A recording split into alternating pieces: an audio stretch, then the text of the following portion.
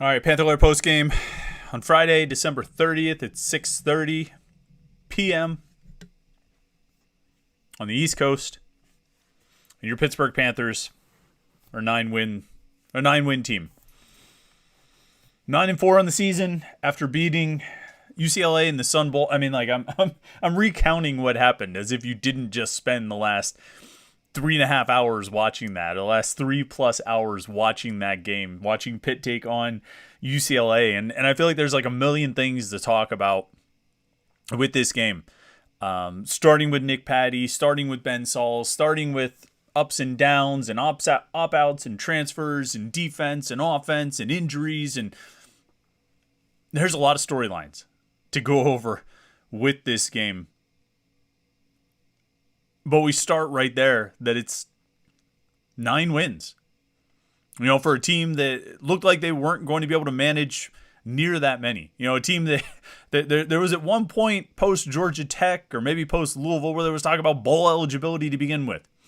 And this team goes out and wins a bowl game for the first time in 3 years. This team goes out and beats a ranked opponent. This team goes out and beats a Power 5 opponent, a team playing with all its guys, or at least most of them, and puts in a pretty resilient performance. And it wasn't easy, and it wasn't pretty, and it wasn't dominating. It wasn't their game. You know, it wasn't like, 60 minutes, Pitt just controlled the game. They were behind for a good portion of this game. Probably most of this game, I would say. And they certainly looked a number of times like they were going to lose. And then it looked to be a sure thing that they were going to win. And then pretty quickly became a sure thing that they were going to lose. And then finally, with just a few seconds left, they end up pulling out the victory in a game that I don't think anybody's going to stop talking about for a long time. And I did the Morning Pit a couple days ago. I guess it was yesterday's Morning Pit video where I talked about the biggest sports moment of 2022, the biggest Pitt sports moment. And I said it was Jordan Addison transferring because of the impact it had on the team and the impact it had on college football. And I still say that. I still stick by that as the moment. This game today put itself pretty high on the list. I don't know if it's better than the Backyard Brawl. We'll talk about that another day. But you talk about sort of thrilling victories, thrilling games. I mean, it was a pretty entertaining game start to finish. I think, certainly with all the storylines and just the play and the back and forth. It was a pretty thrilling and exciting game start to finish and ends up being a really quality win for Pitt. I thank everybody for joining here on the Panther-Lair Post-Game show. As I said, we got a lot to talk about. While you're here, make sure you like this video and subscribe to our YouTube channel, youtube.com/Panther-Lair.com. Subscribe button's right down there. You could do that, and then you make sure you never miss any of our Pitt video content, whether it's the morning Pitt videos we put out Monday through Friday every morning, or the our live streams, whether it's our Wednesday night live show or post-game show like this. I think we'll probably do some of these after some basketball games. We did one after every football game, and I was looking forward to this final one. Just as an end to the season. I didn't know what the game would bring, and certainly when the opt-outs were coming and UCLA's roster looked like it was going to stay largely intact, I thought, this is not good. I wrote it in the 3-2-1 column today. I predicted that of Pitt's 2 big games today, the basketball game against North Carolina and the football game here in the Sun Bowl, I predicted that Pitt would win one of them. I thought they would split the 2 games, and I thought the more likely game to win would be the North Carolina game. I thought Pitt matched up well. Now, I was completely wrong about why. I was right about the outcome, but I was wrong about why they might beat North Carolina. But I didn't like their chances in this game. And I think early on, as you watched Pitt settle for field goals, and UCLA seemed unstoppable, basically, on offense, it didn't seem like Pitt was really going to be able to stop UCLA. I was feeling fairly strong about my prediction. I mean, you look through the first half. I mean, UCLA goes touchdown, touchdown, interception, touchdown. They have 4 possessions, and they score touchdowns on 3 of them. The interception was a tipped pass where they were down inside the red zone. So, I mean, it wasn't like Pitt was really stopping UCLA in this game, particularly, in the first half. I thought there was there's a tool here where I can compare halves. In the first half, UCLA had 287 total yards. They had 254 passing yards. They were 4 of 4 on third down.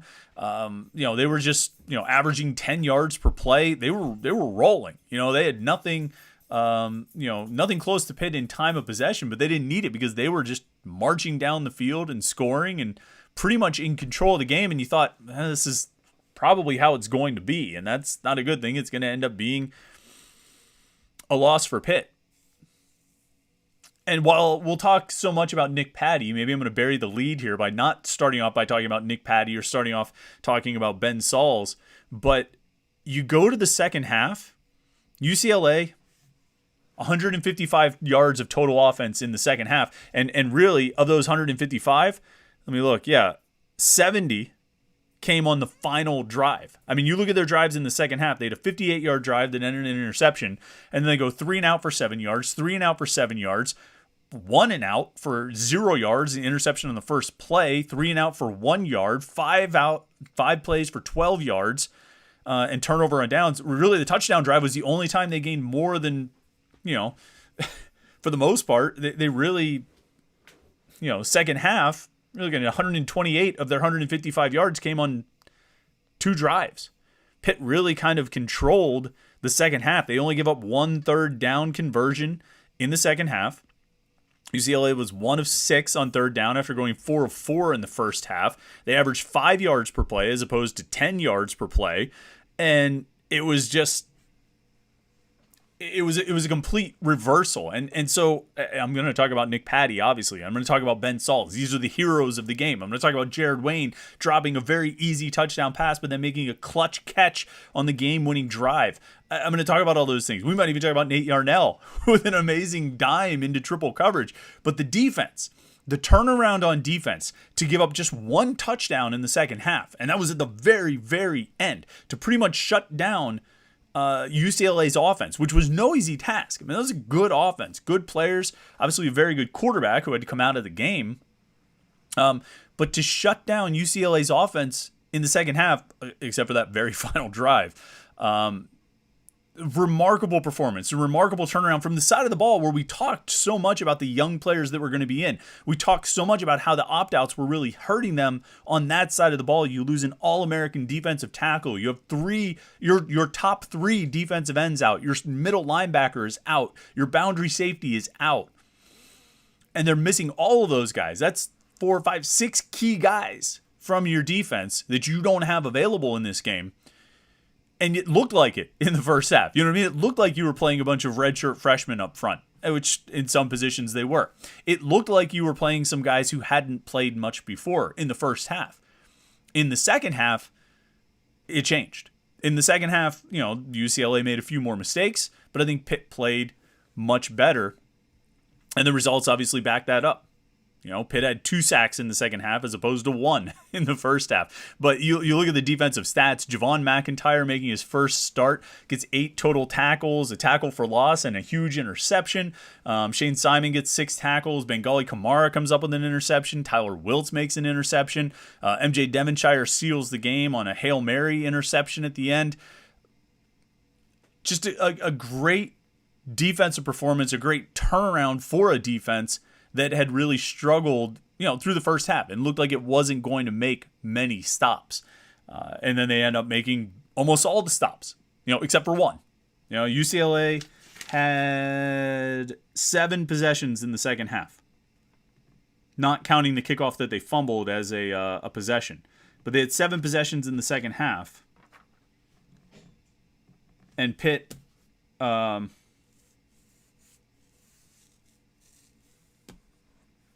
Pitt gave up 1 touchdown on those 7 possessions.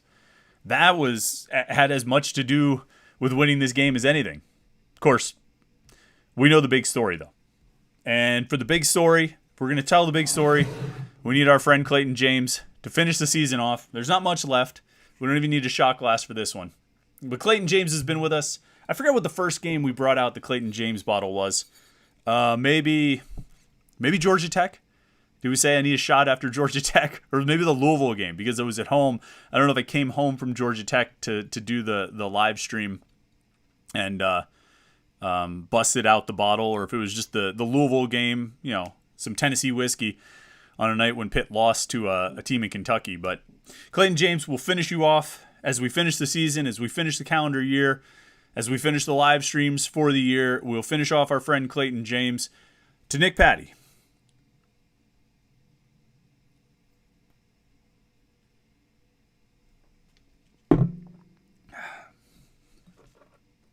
And that's how you start a live stream.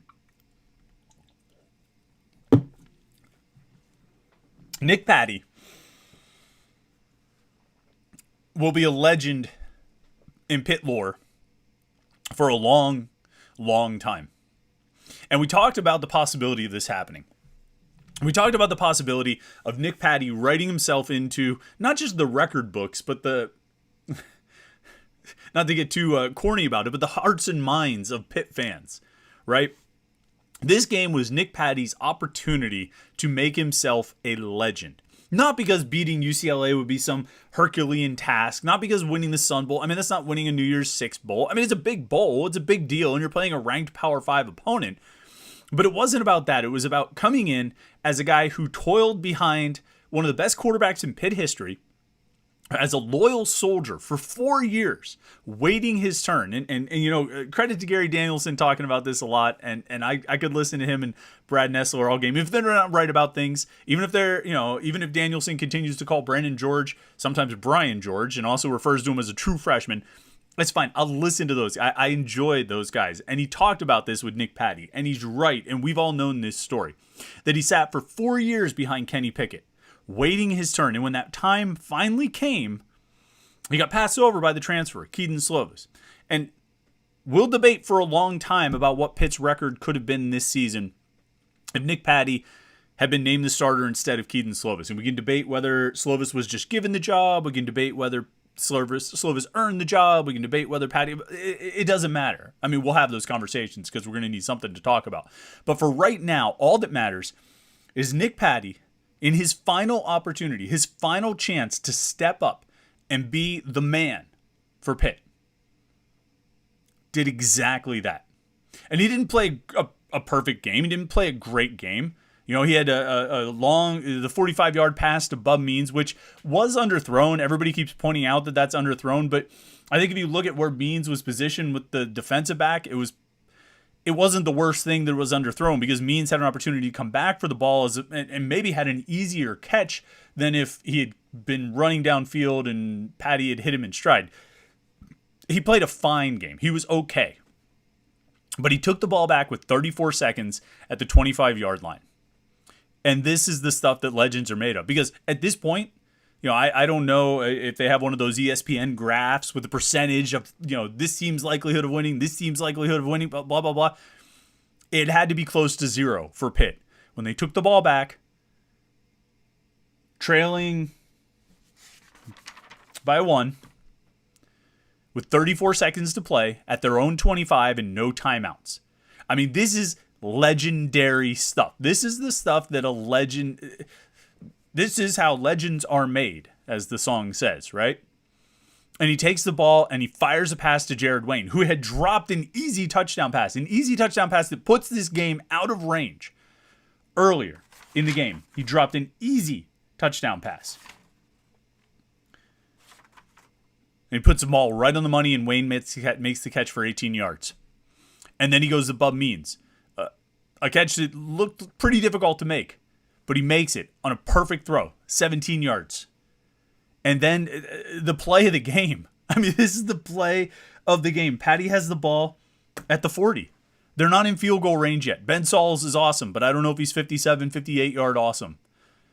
He needed to pick up yards, but it's 20 seconds to play, and they have no timeouts. The clock is stopped because it's a first down, but it's about to start rolling. You really can't do anything short of getting first down or a play out of bounds that picks up 7 or 8 yards. You've got to get inside the 35 to feel even somewhat comfortable with setting up that kick. And Patty scrambles. What's the best word to use here? I got a lot of options. The stones it takes to scramble in that situation, and know that he cannot be tackled short of 10 yards. And there's a spot, and they replayed it, and they focused on it on the highlights, and I mean, he's getting hit.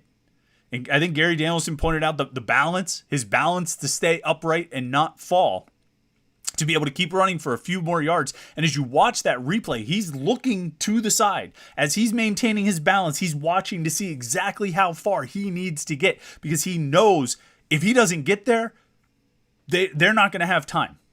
You know what I mean? Like, it probably would have been, so when they spotted the ball, obviously he runs for the first down. When they spotted the ball, it was at 11 seconds. So if he gets tackled short of the line, short of the first down gain, maybe he gets tackled around 12 or 13, probably around 12, and they've got to get back up, get to the line of scrimmage, spike it, so Ben Sauls can attempt probably a 50-plus yard field goal. He knows he's got to get past that lead stick. He knows he has to make that line, or else the chances are slim to none of winning that game. And in a legendary move, he gets there. He gets there.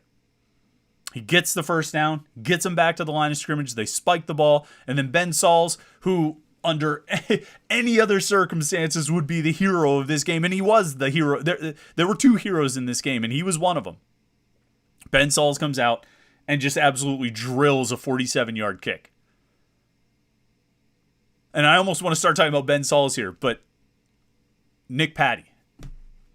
Like as I talked this week about Patty and his opportunity and how much, I said this a few times, when you're in this job, when you write about sports, you root for the stories, you know what I mean? And you root for good things to happen to good people. You don't root for teams to win. You want to maintain some objectivity there, but you root for stories. You want good stories, and you want, you're a human being. You want good things to happen to good people. And Nick Patty certainly seems like a pretty good guy for sticking around at Pitt as long as he has and representing what he has at Pitt. Seems like a pretty good guy. And you would like to see good things happen to him. And just getting a win would have been good enough. But not only did he get the win, he got in an absolutely legendary fashion by making 3 huge plays that took huge stones to make. The decision to tuck the ball and scramble and not just throw it away, because that first down from the 40, he snaps it. It's 20 seconds on the clock. You could make a quick decision to throw it away. 2nd and 10 from the 40 is no different. It's the same thing, except you're now at 18 or 17 seconds or something like that. Quick internal clock. You throw the ball away. You try it again on 2nd down. You still have time to get the first down and set up for the field goal. You could do it. Sauls kicked the field goal with 10 seconds, so you had time to play with. But he pulls the ball and runs. And maybe it was smart, maybe it was stupid, but it ended up being the right call. And he gets the first down, and he just a legendary play to set up this win, to set up a victory. And he made good throws throughout. He made some really good scrambles. He had the big scramble, the big run on early in the game. He kept some plays alive. The touchdown pass was an excellent play where he scrambled straight up to the line of scrimmage and got the ball off with a really nice throw. I mean, he had some real moments. But in 34 seconds, and it really only took him 24, he drove this team. How far did he drive him? He got him to the 29. So that's what, 25 plus 21? Drove him 46 yards for a game-winning field goal to win the Sun Bowl, to get to 9 wins, and to end his career as a winner, to go out as a winner. And we can talk about team stuff, and there's a lot of team stuff to talk about here. But in terms of individuals, Nick Patty finished his career about as, with as much of a storybook ending as anyone could realistically hope for. And to that, kudos to you, Nick. I hope everybody's got something to drink tonight, because that seems like that kind of night. All right. Lots of people in the live chat. Lots of people in the live stream. We love seeing it. Lots of super chatters in here. So I'm just going to jump into that because just hear what you guys have to say. Joe News started it off as a super chatter. Says, hi, Chris. 3 quick points. 1, I attended all the games this year except this one, and this was by far the most entertaining game of the season. I agree about that. No question. Should have played Nick Patty all season. Great offense today. Nice comeback. The inexperienced defense also did well. Let's go Patty. Let's go Pitt. Looks like we are getting on the pole. 2, Nick Patty is a man. His escapability in running was the difference. Take him any day and twice on Sundays versus Slovis. 3, kind of felt like we were outcoached, but offense, defense, and special teams made up for it. All right, so a few things in there. Look, the question is always going to be there of how many games Pitt would have won if Nick Patty was the starting quarterback. I think it's an impossible question to answer. He brings some things to the table. There's a certain playground, element to his game, and I don't say that dismissively. He made some throws that were really good in the sort of structure of the offense, and he made some broken plays that were pretty outstanding too, where he ran around a little bit. He was able to escape pressure. I don't know if that one defensive end from UCLA is a first-round draft pick or Branson Taylor just isn't the left tackle of the future, but one of those things is probably true because Nick Patty had pressure coming from the left side all game long, and he escaped it for the most part. I think he was only sacked once in this game, maybe. I forget maybe if it was more than that, it was twice. He wasn't sacked a lot, but he was able to keep plays alive. There's no question about it. I don't think I can sit here though and say, boy, they would have won 10 games in the regular season with Nick Patty as the starting quarterback because, to be quite honest, I'm not sure that Nick Patty plays 12 games. And that's not a, boy, he's fragile or he's injury prone or anything like that. But if you play the way he plays, you're going to take a lot of hits. And if you take a lot of hits, particularly as a quarterback, you're probably going to miss some time. And so it's impossible for me to say how many they win with Nick Patty. If Nick Patty stays healthy all season, I don't think they do worse than 8 wins. I think at some point you do need to be able to operate in the structure of the offense and not just make plays sort of scrambling.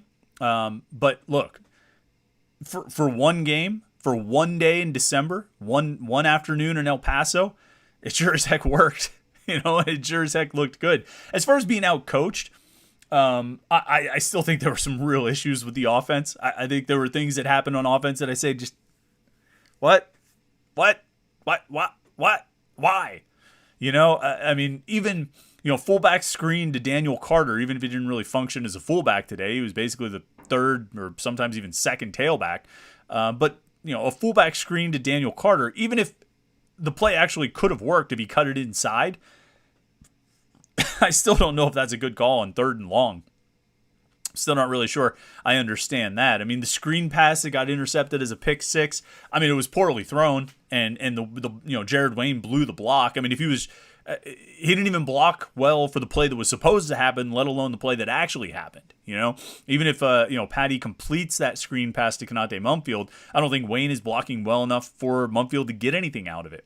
And then when the pass goes high, because Wayne hasn't blocked that guy, he's there to pick it off and get an easy 7 for UCLA.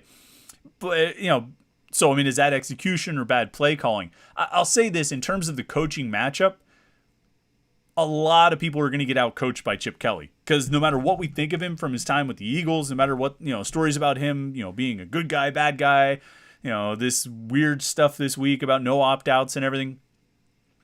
Regardless of all that, the guy's a heck of a football coach. The guy's really, really good, and he's been really, really good for a long time. He's been known as one of the best, and so I don't think there's any shame in getting out-coached by him. You're going to give some things up. I think, particularly in the first half, there was a decided advantage both in talent and scheme and coaching. But I think there were adjustments in the second half. I think the defense played better. I think the players settled in. I think the coaches had a better plan for what they were trying to do in the second half, really up until that final drive. And I guess the first drive, too, where UCLA did drive deep into Pitt territory and got bailed out, or Pitt got bailed out by a tip pass and an interception. But, I don't think there's any, you don't want to get out-coached by anyone, but there's not a ton of shame in getting out-coached by Chip Kelly. He's really, really good. This isn't like losing to Georgia Tech 5 days after they promoted their interim head coach. You know what I mean? And so I don't think there's a lot of shame in that.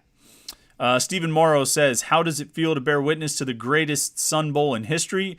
I can't say whether it was or wasn't the greatest Sun Bowl in history, but it was certainly a good one. It was an exciting game, and that's the thing. We're obviously all going to have a certain perspective on this because of how the game went and what the outcome was. But, it was a good football game. I think a general sports fan who watched the Sun Bowl today definitely got their money's worth for 3 hours. Biz is a super chatter, says, as always, I love your show. Good to share another season with you. I appreciate you checking in on it as well. Biz, it's been a lot of fun this season, even when it wasn't. Bill Florigen says, I'm still super frustrated with Cignetti, like going shotgun and fourth down at the end of the game or going 9 in the box and running on first and goal from the 5. But hail to Patty, great way to go out. So a couple of different things there. You know, they had the ball at the 5. Let's see how much time was left on this. They had first and goal at the 5, and it was sub 6 minutes or so. And I really, they handed the ball off on first down and got 1 yard, and then they threw 2 passes that both got tipped and really could have been intercepted. It was pretty close, there. Let me make sure my settings here. Sorry, I had to check something on YouTube. It was, I mean, I thought in that situation, honestly, Bill, I would have run it all 3 times. I would have tried to drain the clock. I mean, I was concerned about the clock at that point, but you're up by a field goal. You obviously want to get in for a touchdown, so I understand being aggressive, but at that point, I'm looking at it and trying to play the long game. I think, my worst case scenario is I end up with a field goal. And so if I have to settle for a field goal, I can either settle for a field goal, having taken 2.5 minutes off the clock, somewhere around there, or a minute and a half, 2 minutes off the clock by handing it off 3 times, or I can settle for a field goal having taken 15 seconds off the clock by throwing it 3 times. I personally would have tried to run the clock at that point. I get wanting to be aggressive. I get trying to go for it and play for the win, play for the touchdown, don't play for the field goal. But me personally, I would have probably handed it off all 3 times. Now, the 4th and 1, which was, around 2:11 to play on Pitt's next to last possession. It was 4th and 1 from the UCLA 28. And they lined up in the shotgun and they handed it off. And I know Gary Danielson had a big problem with the fact that they weren't under center, that they tried to, I don't know if it was actually a read option play or not. I mean, it sort of looked like one, or maybe it was just a straight handoff. Obviously, the handoff was muffed a little bit and it ended up being a fumble. UCLA took over. Like, my issue there wasn't that they lined up in the shotgun. They had plenty of good runs out of the shotgun. I don't think it's I don't have a problem with that. They just didn't block it very well. It just, the play got blown up. As soon as Rodney Hammond took or barely took or almost took or didn't really take the handoff, he had defenders right in front of him.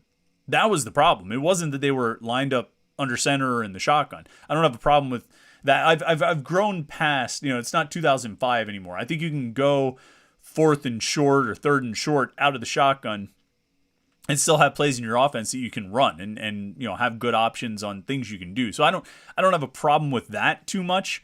But yeah, in the down inside the 5, I would have been playing the clock at that point, but that's just me. Let's see. I thought there was another super chatter down here. Maybe not. All right. Well, if you want to make sure your comment and your comments and questions get answered and read, you can always be a super chatter. Oh, we got somebody else who came in here. Brock McDonagh says, I'm speechless. I'm on cloud 9 right now. Ben Sauls has been money ever since the Tennessee game. Happy New Year's. Appreciate everything with Pitt. Yeah, I should say that as well, Brock. Happy New Year's to everyone. And Ben Sauls, 5 of 5 today on field goals. He's made 10 in a row, dating back to one he missed in the Virginia game. And he's made 15 out of his last 16, I believe. And he's pretty much been money. He's only missed 4 all season. He went 2 of 2 in the Tennessee game, 2 of 3 in the Western Michigan game, and then missed from 54 in the Virginia game. And if you remember the one in the Virginia game, it had everything. It bounced off the top of the upright. I mean, high up the upright. It wasn't like he didn't have the leg, and it wasn't like he was all that far off target. He just put it off the upright. Pretty impressive kick, and that's one of his 4 misses all season. He's been money. Ben Sauls has been absolutely money. Almost all season. If you only have 4 missed field goals, you had a great year. And to go 15 out of his last 16 and make 10 in a row, now it helps when you make 5 in one game like he did today. But to go 15 out of his last 16, he's been money. Like I say, I think you could absolutely count on him. I'm curious when he lined up for the 47-yarder to win the game, were you confident? I mean, were you pretty sure? Yeah, he's going to get this. I mean, they were kicking into the wind. I don't know what the wind was like at that point of the game, but I mean, that was the direction where, they had that kickoff that UCLA ended up fumbling, the one that sort of just hung up there. So, I mean, that was the way the wind was blowing earlier in the game. I wonder if it was still going at that point, but the 47-yarder, it wasn't like just barely. I mean, it was a good kick. It was a solid kick. It had distance. It was pretty much down the middle. I mean, Ben Sauls is pretty reliable right now. And you could probably, given, like I say, he had that 54-yarder at Virginia that went off the upright. He made a 51-yarder against Duke. That was his only 50-yard kick this year that he made. He had a 48-yard kick he made at Western Michigan, made 47 against Virginia Tech and North Carolina, 47 against Duke, 51 against Duke, like I said. And then what do you have today? He had 47 and see the other ones. 47, 49, and then three shorter ones, 22, 27, 31. So, I mean, Ben Sauls, you've got that kicker position locked up for a couple of years. As long as Ben Sauls wants to stay around, he's Pitt's kicker, and I think Pitt can rely on him for the foreseeable future. Let's see some more comments and questions. Got more super chatters jumping in. Biz says, what week do I start calling for Nate Yarnell to start next season? Is Phil Dracovic the man? The offense looked all right when it got rolling. Was the Sun Bowl a good sign for next year for the offense and defense? I think that I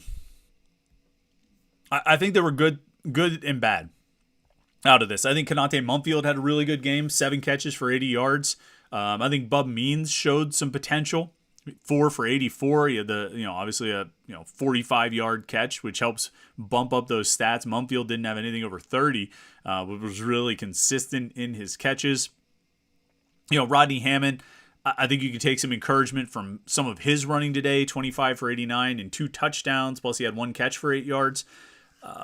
But I think you already knew about Rodney Hammond. I think if you're looking for encouraging signs, you kind of look at individual guys. Look, the offense that they ran, I think was a whole lot like the offense they ran for the most part this season, and wasn't necessarily, an improvement in what they were trying to do. I didn't think it looked like a drastically different offense. The biggest change in the offense was that the quarterback had a different style. The quarterback could move around a little bit, keep plays alive a little bit, and sort of make plays with his legs, which wasn't really the case for the most part this season. And so that's what I think the biggest change in the offense was. It was still sort of the same offense, and to be quite honest, not really all that great, right? But I think Konate Mumfield was encouraging. Like I say, I think Bub Means looked good. I think Rodney Hammond looked good. Those would be the things I would point to. And to be honest, I think when you look at the offensive line, I think Branson Taylor struggled at left tackle. I'm not sure his future is at left tackle, unless he gets a lot better between now and next season. Maybe Ryan Baer is the guy who can step in there. Maybe Matt Gonsalves can move back to left tackle. But I thought the line was pretty solid for the most part. Eventually, I guess Blake Zabovic had to come out.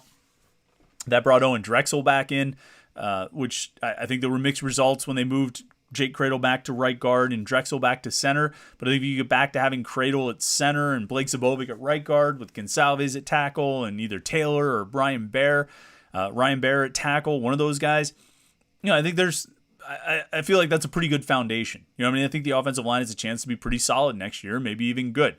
That should be something that bodes well for next season. As far as Nate Yarnell, I don't know what to say, man. I mean, threw a great pass. He was clearly frustrated when he came back out, when Nick Patty came back in.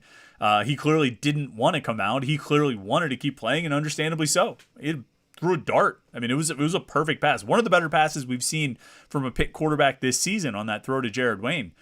And then that was the end for him. He had one other throwaway. But that was it for Nate Yarnell. I'll be curious to see what happens with Nate Yarnell. I mean, he's going to have a decision to make. It's clear that they've rebuilt the quarterback room. He's sort of the last man standing in that group. does he want to continue to be that position? Does he want to continue to be the last man standing in that group? Or does he want to go somewhere else where maybe he might feel like he has a better chance? I mean, like right now, Phil Drakovic's going to be the starter next year. And obviously if they go into spring camp and, Christian Veer or Nate Yarnell or whoever else outplays Dracovic, then those guys, you would think they would win the job. But I think the expectation is that Phil Drakovic's going to be the starter. So if you're Nate Yarnell, you're looking at it and you're saying, all right, well, probably not going to be the guy in 2023. I guess I'll have a chance to compete in 2024, but I'm competing with another guy they handpicked to bring in as a transfer. Like, what are my chances realistically? Am I going to lose this battle as well before I even get a chance to compete in it?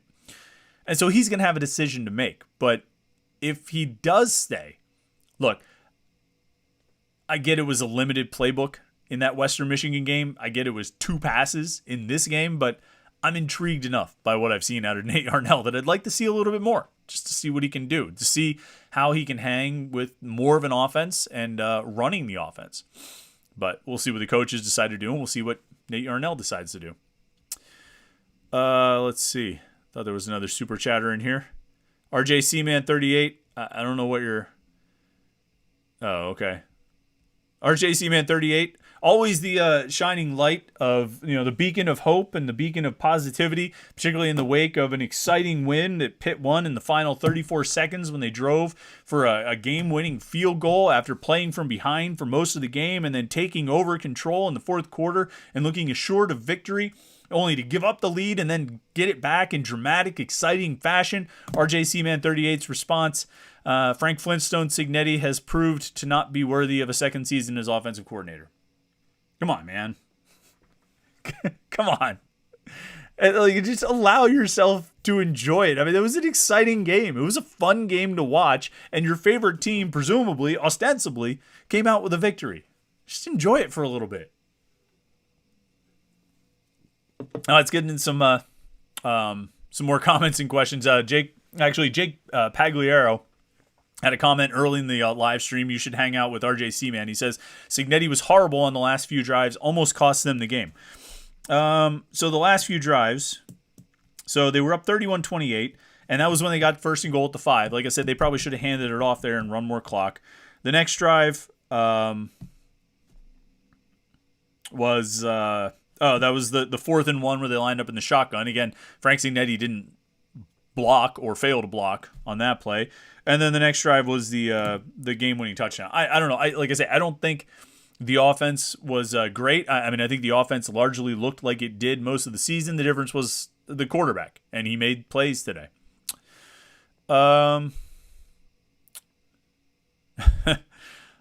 see. Isaac Steinkamp says, finish the year with a higher Big Ten winning percentage than Penn State. Good one. Chib Skywalker says, great comeback, awesome win for Patty. We'll save Narduzzi's late game decisions for another day. All right, so yeah, the timeouts, that was a real problem. They call a timeout with 50 seconds left. The clock is stopped. So UCLA's got the ball at the 22, and the clock is stopped after an incomplete pass. It's 2nd and 10. Pitt calls a timeout. All right, and I think they wanted to sub guys. I think they wanted to get into their Delta defensive package. I think they wanted to just kind of reset. Big moment in the game. It's a minute left to go, 50 seconds left to go. They're at the 22. They want to make sure they have everything exactly in order. And so they call a timeout. I have no problem with that. I think that made sense. And then they have to call another timeout because they only have 10 guys on the field. And I think it was P.J. O'Brien who was running on late. But you can't make that mistake in that situation. And I guess what you would say is they were in their Delta defensive package where they play with 3 down linemen, 3 linebackers, and 5 DBs. And Javon McIntyre was the extra DB. That's what he's been all season since Rashad Battle got hurt. He's been the extra DB. That's been his role. And in this game, he was starting at boundary safety. And so he still needed to move into that spot, but because they didn't have Brandon Hill, normally he would be in that extra DB spot and Brandon Hill will be playing the boundary safety. and it's all good. PJ O'Brien has no role. But in this game, where McIntyre has to come out of that boundary safety spot to play that extra DB role in the Delta defense, they needed another safety out there. And apparently it was PJ O'Brien. Then they played the Delta earlier in the game. That wasn't the first time they did it, but somehow he missed the call, it seems, and didn't know he was supposed to be in. So they burned another timeout there. That was a questionable decision. Otherwise, I guess maybe going for it on 4th and 1 from the 28. Going for it overall. Maybe that was the spot where you should have kicked a field goal, go up 37-28. So a touchdown, you're out of reach of a touchdown. At the 28, that would have been a 45-yard field goal, 46-yard field goal for Sauls. He should have been able to make that. And so, I don't know. It's tough. You got 2 minutes left to go in the game. I can understand you're at 4th and 1. You're inside the 30. I can understand going for it. I don't hate that decision. The safer play and maybe the smarter play would be to kick the field goal. So you're, 2 scores. You make it 2 scores. But I don't know. I'm not. I could go either way on that one. Wayne Lice says, I have my doubts that Keaton Slovis would have won this game. Yeah, there were enough plays that Nick Patty made where he kept the play alive with his legs. That scramble for the first down on the final drive, the scramble for the touchdown pass. He made enough plays with his legs. He would say, yeah, Keaton Slovis probably doesn't do that, probably can't do that, and probably doesn't do that. I think you're probably right. I don't know that Keaton Slovis wins that game. You're probably right. Panther Room says, can't nobody tell me that Nick Petty doesn't give this team a better chance to win than Keenan Slovis did. 73 rushing yards on 10 carries, 226 passing yards. Yeah, I think probably today, Nick Patty was the better option. Yeah, I don't know that Slovis would have won this game. I think I probably agree. John Kristofich says, do you think Nick Patty will transfer or end his college career? I have no idea. If I had to guess, I would say probably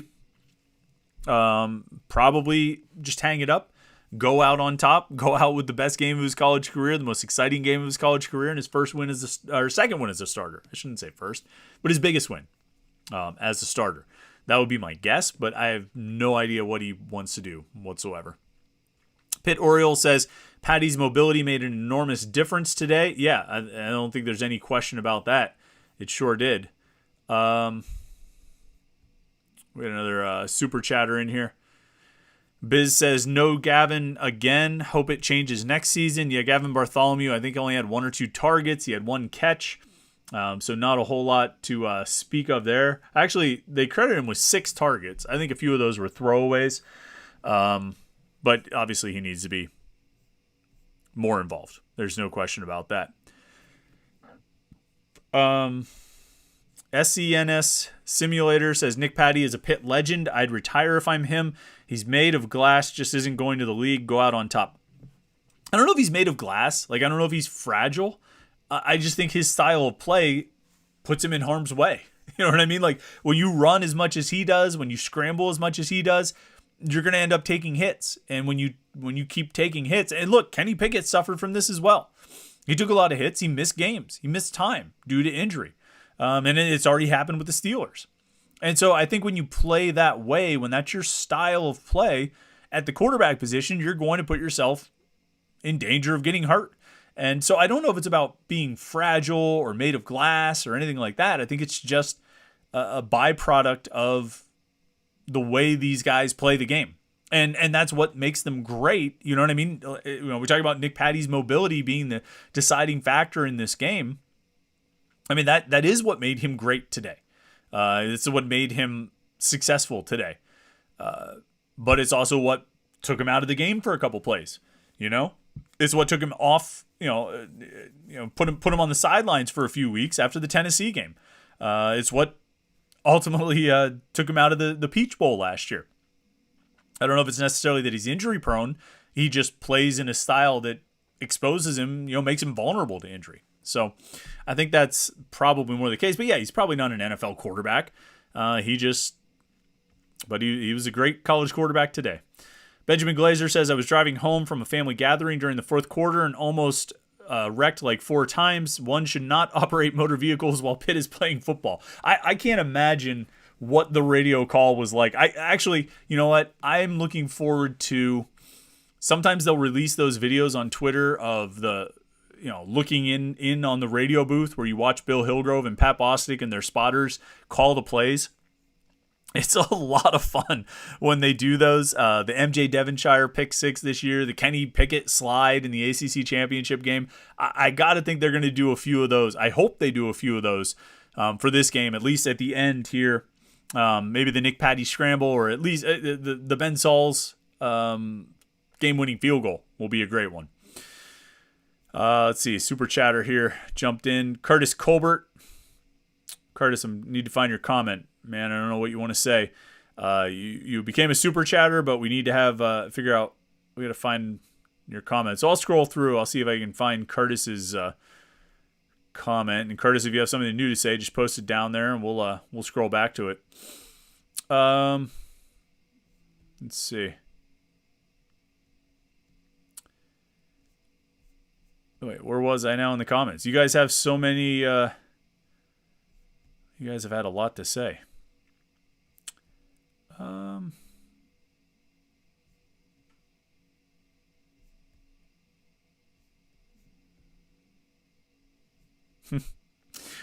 Here we go. Scrolling down. John Kristofich says Keaton Slovis is a better quarterback than Nick Patty. If Mark Whipple was still the offensive coordinator, he would have had a better year. I think there's some truth to that. I think it would have been interesting to see Slovis in Whipple's offense. I guess that's what I would say. John Kristofich says Nick Patty should not be running. He doesn't have the speed to break tackles. Well, he did all right on that final run for a first down. That was a big one.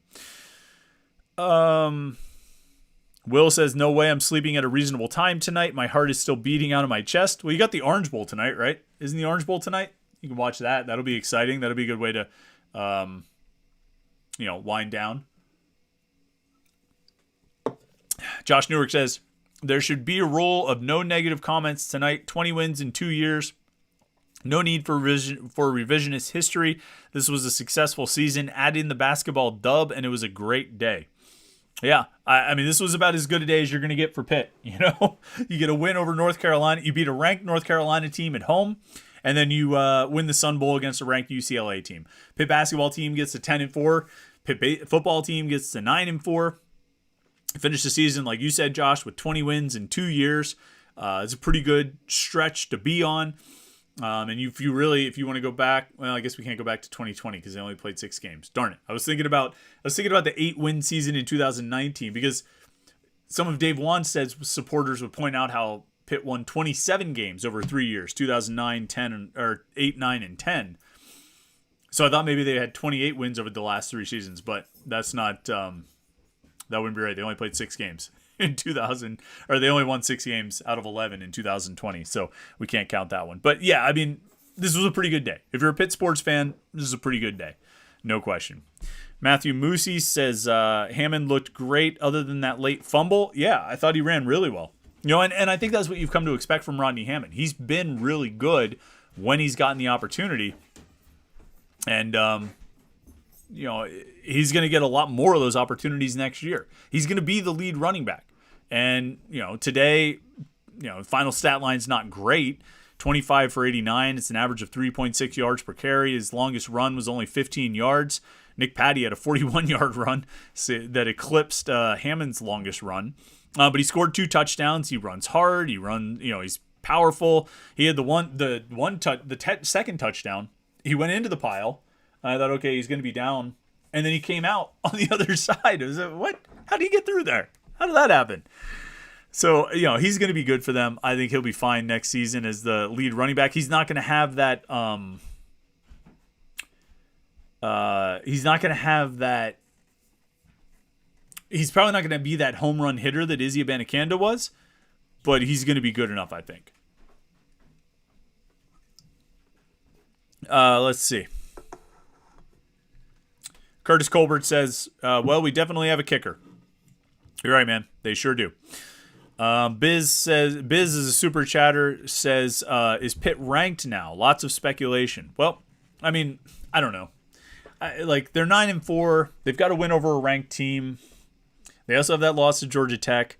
We'll see what the AP does. Maybe they sneak in at 25. Or are you talking about basketball or football? Basketball, I would think they got to have a decent shot to climb into the top 25. Now, the team they beat today was ranked number 25, and they beat them at home. You know what I mean? They beat them at Pitt, so it's not like they went on the road against a ranked opponent. So I'm not sure if I don't know. I don't know if I could see Pitt basketball jumping into the rankings. I'm not sure. We'll see what the AP does with Pitt football. I think they've got a shot at 9-4 to jump, maybe crack into that one of those bottom 3 or 4 spots. Pitt basketball, I think they'll receive votes. You know what I mean? I think Pitt basketball will be also receiving votes, and if they win a couple more, maybe only 1 or 2, they should be able to push their way in. Zach Bushmeyer says, thanks for all you do for us Pitt fans. Amazing way for Patty to end his Pitt career. Hail to Pitt. Yeah, I appreciate the comment about, what I do, but the reality is, Zach, you guys all jump in and join these live streams and make it fun. So it's, this is why I continue to do it. If there was only like 5 people here, I'd probably keep doing it. Because we still release it as a podcast, but the fact that we have a couple hundred people hanging out here on a Friday night, the day before New Year's Eve after the Pitt game, it's makes it real fun for sure. Was there another comment there? Tony Sadaka says, so great to end the season on this high. Thanks for a great show. Yeah, I mean, look, I talked about this on the Morning Pit today. If you watch the Morning Pit video today, I talked about the last game phenomena where the way a season ends can really create some momentum for the next year. Even whether it's warranted or not, whether it sort of contradicts what you saw during the regular season, that final game can kind of set a certain tone for the next season. And I think even though this game, Nick Patty is the big story, and he's not going to be back. And so, you're not like, well, we've got Nick Patty to look forward to next year. I think just the resilience of the team, the way the defense came together in the second half, and to go out and win a game like this, it just creates, it's a good vibe for the offseason. You know what I mean? Like, this is the final memory of the 2022 season. This is the taste that gets left in your mouth, and it's not a bad taste. It's a win, and it's an exciting win, and it's a resilient win. It's a gutsy win. It's a legendary win. Not on the order of 13-9 or the Penn State game in 2016 or the Clemson game or the ACC championship or anything like that, but just a really good win, really solid win against a ranked opponent where they really had to battle, and they did it considerably shorthanded. Credit to them. I mean, look, and UCLA had to play, they had to play 1, 2, 3. They had to play 3 whole drives without their starting quarterback. I mean, Pitt had to play the entire game without its starting quarterback, but, UCLA had to face some adversity too. They didn't have their running back. I mean, neither did Pitt, but, there was adversity all around. Let's see what else we got here. Trying to scroll. The Panther Room says the interception that Pitt made with 8 minutes and 11 seconds left when UCLA was driving up by 1 touchdown was the game-changing moment. Yeah, I think you're right. I want to just double-check on which one that was, because there were a few.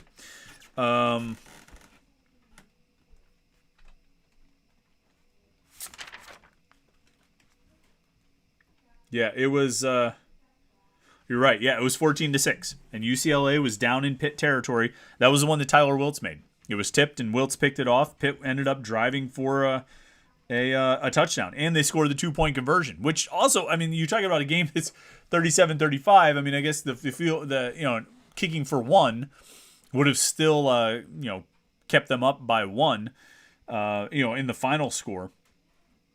But you're right. I mean, that was a huge moment right there. UCLA, they were driving. They were deep in Pitt territory. If they score, it's 21-6. I'm not sure if Pitt comes back from that situation, quite the way they did coming back from 14-6, tying it up at 14-14 and playing forward from there. But that was a huge moment. No question about it. I'm going to try and get through as many of these comments as we can. I want to get to everybody. Biz says, I'm still in the Nate Yarnell camp for next year. I mean, we'll see what the competition looks like. We'll see if Yarnell sticks around. I mean, to be honest. Mark Shilaju says, the defense will be a bit of a work in progress to start 2023. I mean, maybe not. Probably, I should say. I think there's probably some truth to that. But also, the guys that you saw today who were maybe getting some of their first extended playing and extended snaps. You know what I mean? Javon McIntyre, Elliot Donald was out there a lot. Sam Okunlola was out there a good amount. Deion Hayes played a lead role.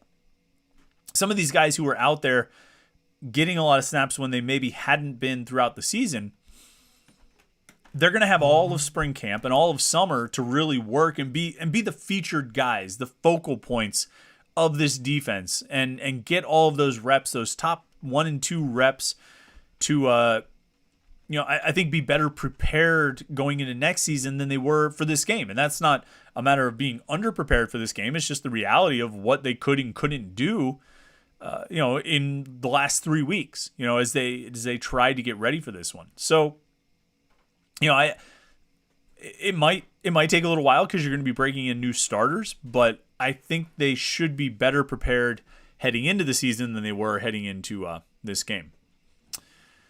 Peninsula P says, do these Pitt games today combine to surpass Jordan Addison's departure as the most memorable moment of the year?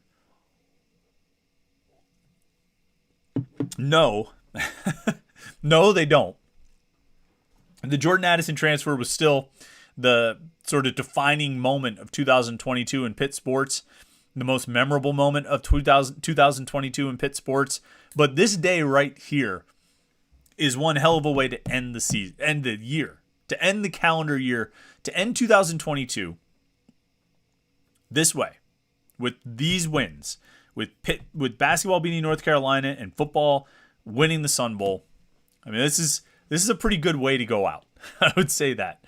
Will says, Gary Danielson and Brad Nessler are good enough to be forgiven for butchering Pitt players' names. Danielson's insight is always top notch. Yeah, I'm a big fan of that, for sure. I thought those guys did a great job. They feel classic, and I like some of the ACC network guys. I think Roddy Jones is really good. I think Wes Durham's really good. I've come around on some of those guys. Whoever the guy is who keeps singing during Pitt basketball games, I kind of need that to stop. What was he singing today? Love Machine? About Caleb Love, who took a career low in field goal attempts. I need that to stop. But, I like the ACC network guys. They are the guys that we typically get for these Pitt games, I think they do a good job for the most part. But, I mean, Nessler and Danielson, it's classic. Those are voices that you've listened to for the last 30 years, maybe more. And it was just good to hear them calling that game. It sort of added an air of gravitas, I guess, to the Sun Bowl. Let's see here.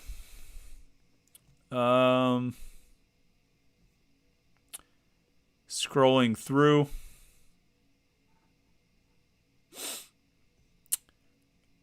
Matt Fry says Pitt should end the year in the top 25. Winning today against a top 20 team with so many opt-outs, years to come could get exciting. Yeah, I think they should. I think there's a pretty decent chance of it, I would think. You go 9-4.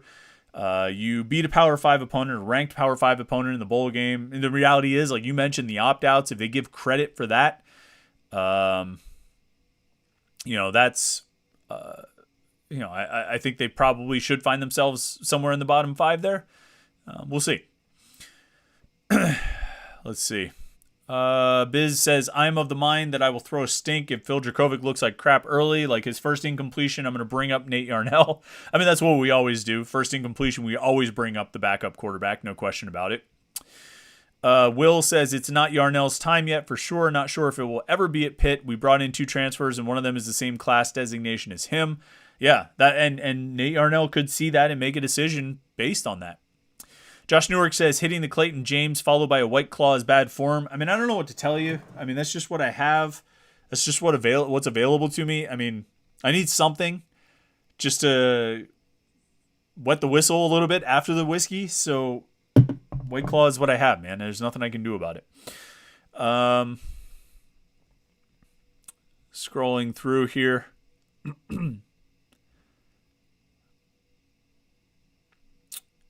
Let's see what else. I want to get to as many comments as we could today. Mark Shoju says, I thought the ball was spread out to the 3 main wideouts better today than at any other time this season. Thoughts? Let me see. Bub Means had 7 targets. I guess so. Yeah, I mean, Mumfield and Wayne had 12 targets each. Bub Means had 7. So, I mean, that is a pretty good spread. Probably better than we've seen. You know, certainly at the end of the season, Jared Wayne was getting all the targets or most of the targets. You know, I think he was kind of dominating the passing game. I think Nick Patty did a better job getting the ball to Konate Mumfield and certainly tried to get the ball to Bub Means a little bit more. That was probably a better spread. We'd have to compare the targets and look. I'm not sure off the top of my head. There have been a few questions about Sibo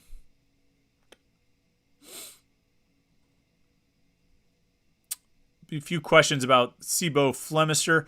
I don't know why he didn't play. I'm not sure what that was. I don't know what the situation was there. I thought we would see him.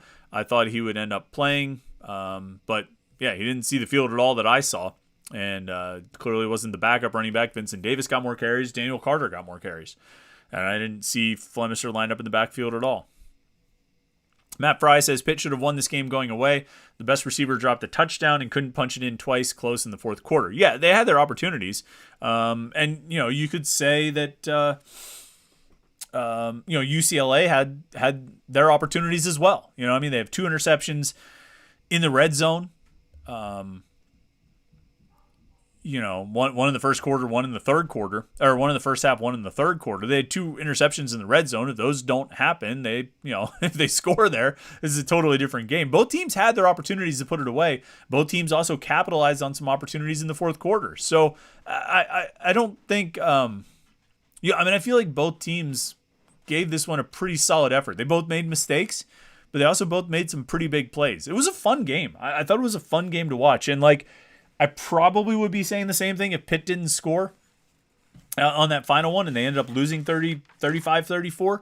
I would probably be saying the same thing, and I would, be complaining about, giving up that 34-yard run. I mean, that was a huge play. You talk about a defense that is, so committed to stopping the run. They don't let anybody run on them, all this stuff. And in that situation, and granted, it's 2nd and 6 from the 34, from the UCLA 34. They're not with 2 minutes to go, less than 2 minutes to play in the game. They're not expecting UCLA to run. They're playing the pass. But to give up a 34-yard run, that was the play of the game. If UCLA won that game, that would have been the play of the game right there. And it was the play of the game until, Nick Patty ran for a first down and Ben Sauls made a 47-yard kick.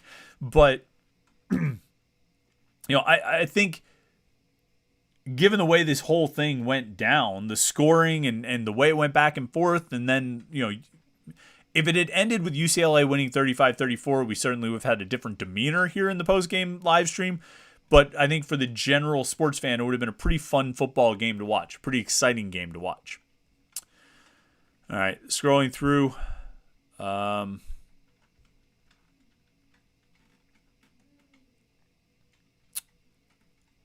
Will says Konate Mumfield just needed a single-digit jersey number to find his game again.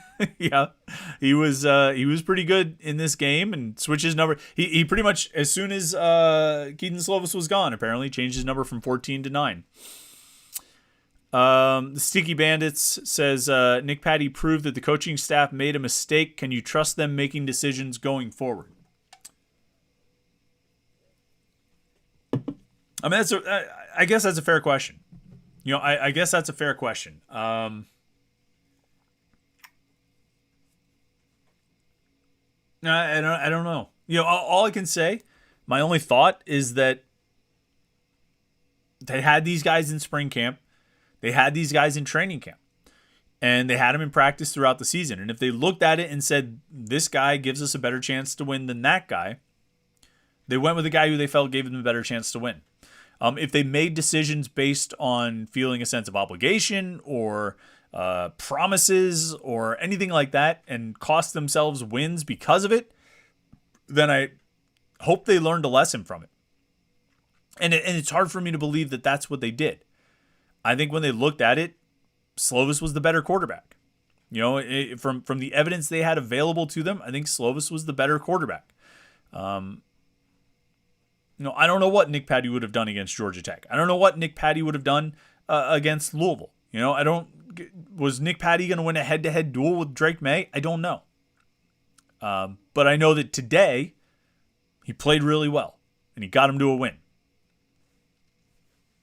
I don't know beyond that, I mean, it's easy to sit and say he should have been the guy from the start. He should have been the guy all along. But if you're a coach and, you have 15 practices in spring camp and a whole month of August and whatever other evidence you have, and you look at them and you compare the two and you say, one guy gives us a better chance to win than the other, you're going to play that guy. I don't know. I think it's rare that a coach will play the guy who practices worse, or play the guy who's not the obvious best option in practice.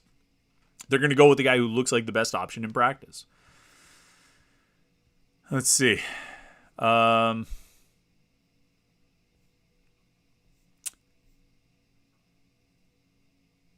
Sticky Bandits again says Nate Yarnell threw a pass into triple coverage and got lucky with a bad decision making. I don't know, man. I mean, they showed that replay a few times and it looked like a dime to me. It looked like a really, really sharp pass. It was right on the money, right where Jared Wayne needed it to be, and put it up to where Jared Wayne could jump and catch it right in the middle of those three defenders. Maybe he got lucky. Maybe he just threw up a hope and a prayer. Or maybe he saw a tight window and put the ball in it. I'm kind of leaning toward the latter because it was a pretty well-placed pass. Mark Shilaju has an interesting question. One I'm definitely curious about. Says, Jared Wayne was okay, but just okay today. Do you think he stays? And this is a great question, and I really wonder. I really wonder about this because I mean I don't know. I don't know what way Jared Wayne is leaning. I don't think he's announced anything while we're been on the live stream. Maybe he will by the time we're done. I don't know what Jared Wayne is going to do. But he didn't have a great game today.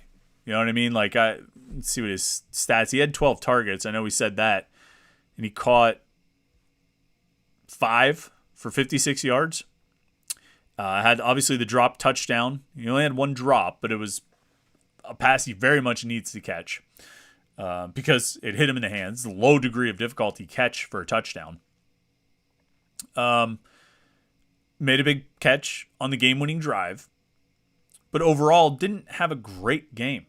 I wonder if one game impacts his decision-making. I wonder if one game impacts how he thinks about his future and what his potential is. I mean, I think for Jared Wayne, it's either you come back to Pitt for another year or you go to the NFL. I don't know which way he's leaning. I felt before the season like he probably was going to come back for another year at Pitt. As the season progressed, particularly over the month of November, I thought, okay, he's probably going to go to the NFL because he's having a great end of the season. He ends up being a 1,000-yard receiver. So I don't know, but I don't know what he's going to do now because he didn't finish on the highest note. You know what I mean? He didn't play his best game in the bowl game. So I don't know what Jared Wayne's going to do. And I don't know how this game might affect it, might impact it. Let's see here.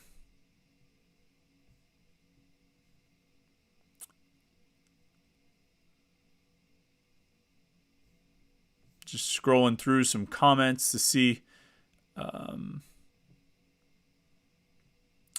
what people are saying. I don't want to skip over too much here, but we're talking a lot of the same things here. Everybody's talking about what's going on.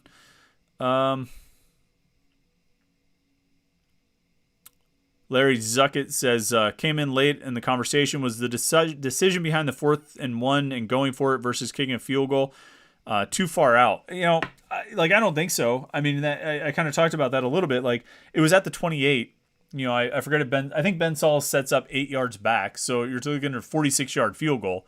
He already made a 49 and a 47-yard kick. Well, he made a 49 already and ended up making a 47-yard kick to win the game. And so I don't know. I don't think it was too far. I don't think it was too far for him to try a field goal.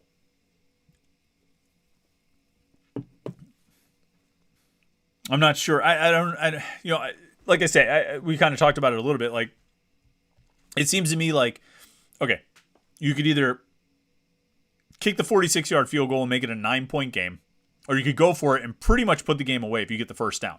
UCLA hadn't started using. No, they did use their timeouts. They'd used their timeouts. So if you get the first down there, you've won the game. You can run out those 2 minutes. And so I feel like it's a 6 of one, half a dozen of the other proposition, particularly because in the fourth quarter, and for the most part in the second half, your defense has controlled UCLA's offense. And you did that in the third quarter when Dorian Thompson-Robinson was still in.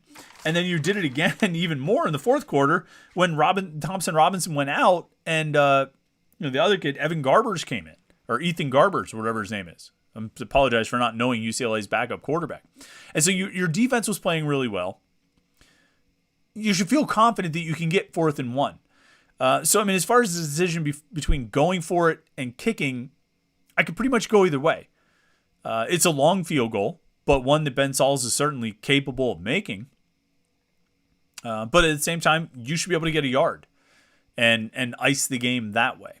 So I don't hate the decision to go for it. I wouldn't have hated the decision to kick as well. I think, you only lose in that situation if you don't get it or you miss the field goal and then you give up, how long was the drive? 70-yard drive in a minute 30 or minute 27 or something like that.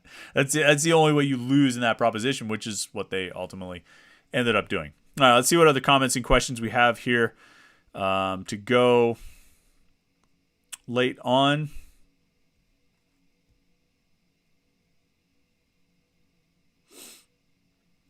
I think pretty much got through most of what everybody is saying. But, I think when it comes down to it, I don't think it should be understated or underestimated or overlooked what it means to get to 9 wins in this season. And this was a season with a lot of ups and downs. It was a season with a lot of adversity, some self-inflicted, to be sure. That month of October was bad. They went 1-3 in October. And that was a really unpleasant month. I think it raised a lot of questions about the Pitt football program. But to turn around, win 4 in a row in November by a lot of different means. You know what I mean? Each of those games, you look at Syracuse, Virginia, Duke, Miami, each of those games was pretty distinct. Each of those games was different, and each of those games was won in a different manner. And to do that, to go on that 4-game winning streak, to turn 4-4 into 8-4, and then cap it with this win in the fashion in which they won it. And look, I think a lot of people were counting Pitt out. I did not expect them to win this game. I think the line had climbed as high as 7 or 8, maybe 8.5 points in favor of UCLA by the time of kickoff. I didn't think they had a great chance with all the opt-outs, with the obvious question marks about Pitt's offense, the questions that have followed this offense all season long. I just didn't think the chances were great. And so to come out and win like they did, cap the season as they did on a 5-game winning streak, turning 4-4 into 9-4. I mean, raise your hands right now if you thought 4-4 was going to become 9-4. I mean, I can't think there are many people who called that one. It's surprising. It's encouraging. Most of all, it's a testament to these players and these coaches that they kept believing, they kept working. They never got dismayed the way some of us on the outside might have. And, they capped it about as well as they could. They took a really bad situation that they had put themselves in at 4-4, and they did all that they could. There wasn't, once they got to that point, they dug themselves into that hole after the North Carolina game. There was nothing else they could do other than just exactly what they did. They did the maximum that they could after that point and won every game. And so a 9-win season, I think, is good. I think there are always going to be like caveats and context and ways you can dig into it and ways you can sort of, color it this way or qualify it, here or there. But if you win 9 games, you had a pretty good season. 9's better than 8. It's not as nice as 10, but it's better than 8. And that's where they finish. And so you've got over 2 years, one with Kenny Pickett and one without. You've won 20 games. That's a pretty good sign. I think that's a strong sign for the program. And a pretty good 2-year stretch, although not without its hiccups and low points. And for a program like Pitt, I think it's always going to cycle. Each season there are going to be ups and downs. There are going to be high points and low points. But to come out of this season with the lows being as low as they were, to come out of this season and finish with 9 wins, I think you take that. And now we will take our leave. Thanks so much for tuning in to all these live streams. I really do appreciate it. It's been a lot of fun. I really do enjoy sitting down and talking after the game. And I hope you enjoy it as well. I hope I don't know if there are other Pitt post-game shows out there, but I appreciate that you tune into this one. And we'll certainly do it again after every football game next season. Like I say, we'll do it after some basketball games this year. I'll kind of look ahead of the schedule and kind of plan something out, practice, plan